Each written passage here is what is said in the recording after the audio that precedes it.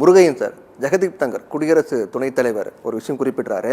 கல்வி நிலையங்களில் பிரச்சனைகளை அறிந்து அவற்றை களைவதற்கு துணைவேந்தர்கள் மாநாடு உதவும் அப்படின்னு சொல்றார். அதோட கவர்னர் ரவி அரசியல் அமைப்பை பாதுகாக்க தீவிரத்துடன் செயல்பட்டு வருகிறார் அப்படிங்கிறதும் குறிப்பிட்டார். அப்போ இந்த துணைவேந்தர்கள் மாநாடு அப்படின்னும் போது அவர் ஆளுநராக வேந்தராக இருக்கக்கூடிய ஆளுநர் துணைவேந்தர்கள் மாநாடு கூட்டுறார் அப்படின் போது இத்தனை ஆண்டுகளாகவும் பண்ணியிருக்காரு, என்ன பயன் அப்படிங்கிற கேள்வி வருது. அப்படின்னா அதனால எந்தவித பாதிப்பு இல்லைங்கிற ஒரு விஷயமும் இருக்குல்ல. அதாவது சார், வேந்தர் மாநாடு கூட்டுட்டு சார், இணைவேந்தர்னு ஒருத்தர் இருக்காருல, உயர்கல்வித்துறை அமைச்சர், அந்த அந்த பல்கலைக்கழகத்துக்கு இணைவேந்தர் அவர் தானே. சரி, எந்த வேந்தராவது இதுக்கு முன்னாடி இணைவேந்தரை கலந்து ஆலோசிக்க மீட்டிங் போட்டிருக்காங்களா சார்? இவர் மட்டும் ஏன் அந்த 22 இணைவேந்தரை கலந்து ஆலோசிக்காமலே தமிழ்நாடு அரசு இன்னைக்கு குழந்தையில கலைஞர் பெயரோடு பல்கலைக்கழகம் தொடங்குகிறது என்று சொன்னால் எந்த சட்டமன்றத்தில் நிறைவேற்றப்பட்ட சட்டம்?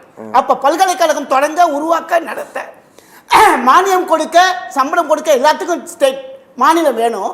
ஆனால் மாநிலத்தினுடைய உயர்கல்வித்துறை அமைச்சரை கலந்து ஆலோசிக்காமல் எந்த வகையில் கூட்டம் நடத்த முடியும்? ரெண்டாவது சார், NEP தேசிய கல்விக் கொள்கையை நடைமுறைப்படுத்த வேண்டும்ங்கிற ஒரே நோக்கத்திற்காகத்தான் இந்த 4 ஆண்டுகளாக இந்த கூட்டம் நடத்தப்படுகிறதே தவிர வேற எந்த நோக்கமும் மாணவருடைய முன்னேற்றத்தை கருதி நடத்தப்படல சார். அதே மாதிரி பார்த்தீங்கன்னா தமிழ்நாடை பொறுத்த வரைக்கும் இன்னைக்கு பார்த்தீங்கன்னா 57 பேர் சார், 50 பேர் நான் முதல்வன் திட்டத்தில், ஷெனாய் நகரில் 40 கோடி ரூபாயில் உறைவிடத்தோடு கூடிய IAS இந்த IPS சிறப்பு பயிற்சி முகாம்.